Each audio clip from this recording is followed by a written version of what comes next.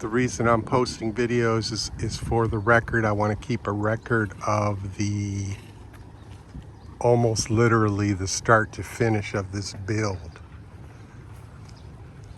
So if I'm not like being video crazy, I'm just making sure that I have a record of the build. Yeah, just it's gonna be gorgeous when it's finished.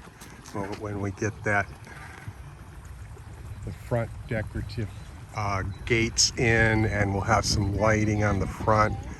We'll have the black metal fence running along the side and the back. It's just a beautiful house. And then once we get our landscaping in, we got a long way to go. We're talking probably with the they're going to finish this before the rainy season begins, roughly mid-September. The rainy season will run through December. Then you'll get the beautiful weather from January to March. And so it'll be around March or April of next year that we'll say it's kind of settled. Like the fencing around the side and the back, we're going to do that in the months to come. We'll have beautiful similar decorative railing around the patio on top. That is in the months to come. We're in terms of budget,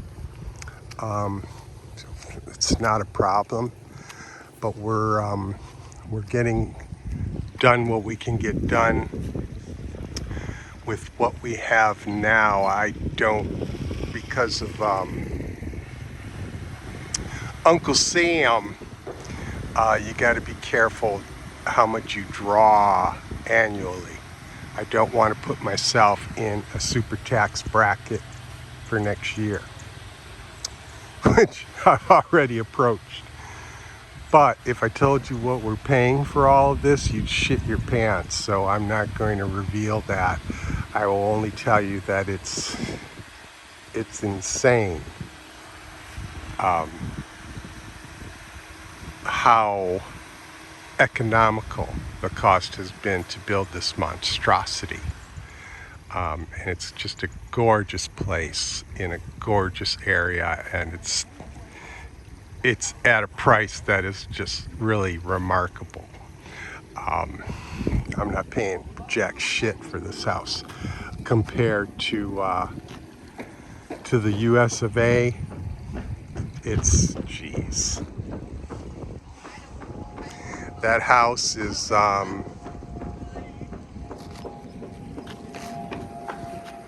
this 40% of the cost of a similar home build in America.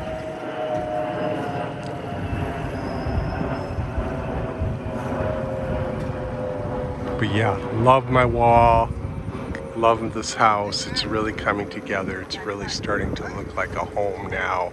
Once she's finished and the doors and windows are in and it's decorated and oh my God, it's gonna be a dream. And we're just talking about how we'll come out in the mornings and sit on the patio and have our little coffee, and what a view. Just gorgeous mountain view all around surrounding it. The view is spectacular. It's so serene and peaceful out here. It's just fantastic. I'm so glad that we made the decision to do this. We've been renting our comfortable home in Hoi An for 4 years now. And when you get comfortable, sometimes you get a little complacent. And with the influx and the insanity of tourism in Hoi An, it was like, let me think, we need to get the fuck out of here. So this is the decision that was made to come out 40 minutes outside of Hoi An and look around for the right piece of land, the right area that was not densely populated, that wasn't crazy, that was quiet and peaceful and nature-like. And then when we came out here and looked at just the flat piece of land and looked at the surrounding area. And I mentioned this before, understanding that none of this land will ever be designated for housing. And it's as far as you can see, I mean, all the way from our house to the surrounding mountains. There's a few homes scattered about, but from here to all of these mountains that you see is nothing but rice fields and rice land and land for growing crops. Not for building hotels or villas or restaurants or coffee shops or tourist bullshit, nothing. And it will always be this way. It'll be this way 100 years from now. This stuff right here, this rice is critical, not only to the local populace here who grow it and sell it to survive, but to the entire nation in terms of an export. No developer is ever going to come out here and go, you know what, we need to build a 10-story hotel high enough so that people can sit up on top. We'll put a pool on top, and then everybody can be up there with a little bar and pool and have this beautiful mountain view. That ain't never going to happen. They do not, the government does not allow these rice fields to be converted. Where our house is the last house on the left coming down the road here. This is the last piece of land that is designated for home building. It ends at our house. And that's also part of the beauty of this build. Got a couple neighbors back here, who gives a shit? But now with that privacy wall and it's just so awesome, and we're so happy about it, and we're getting more excited each time we come out here. More has been done, tiling, etc., etc. So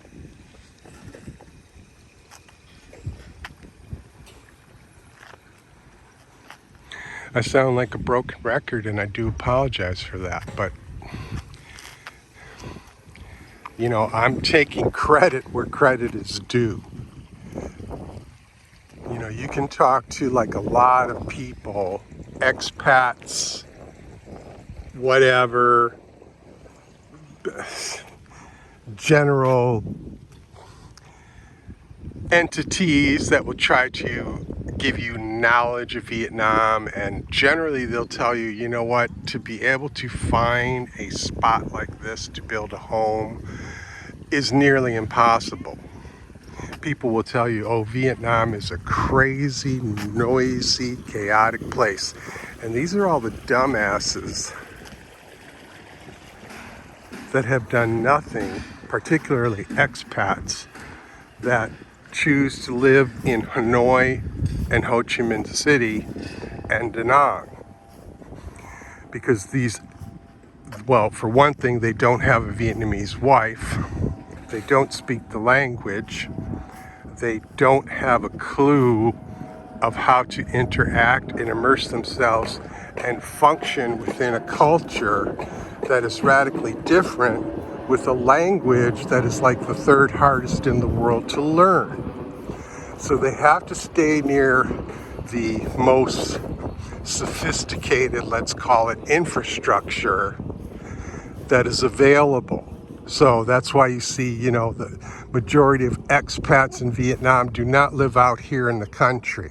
It's impossible for them to function unless they had an interpreter at their side all the time to talk and function and buy things and get what they needed.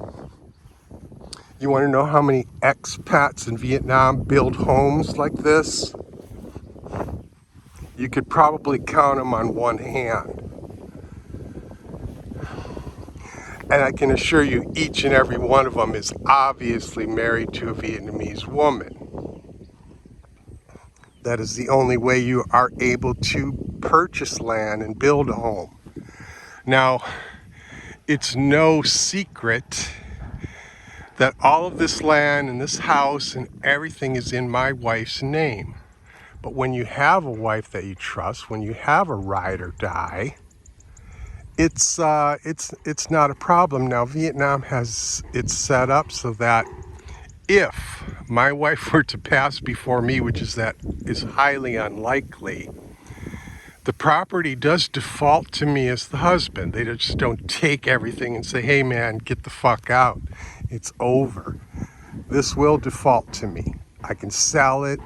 I can do whatever I want. I don't know if it converts to a 75-year lease. I'm pretty sure it's something of that nature anyways. I'm in her family book, so I'll never live so long as to have to worry about that in the first place.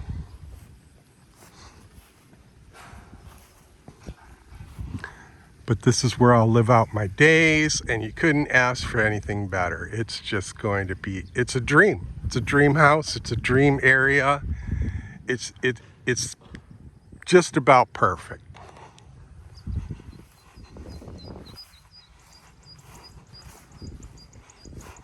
You include that upper patio, and you're looking at we're getting close to 3,000 square feet total land mass, maybe 5,000 square feet. Plots of land here are sold like 10 feet wide by 30 feet deep. We bought three. We bought three pieces, so we would have enough room so that we didn't build a common, and I say common because it is common here, a common skinny straight house on a 10-foot wide piece of land like they do out here in Vietnam in the more densely populated areas. We wanted a custom-built home that had some style, not just a flat square, 10-foot wide, 30-foot deep home, which is extremely unattractive. So we wanted a real house. We wanted a house that had style and beauty and that we could really enjoy, and that's it. You're looking at it.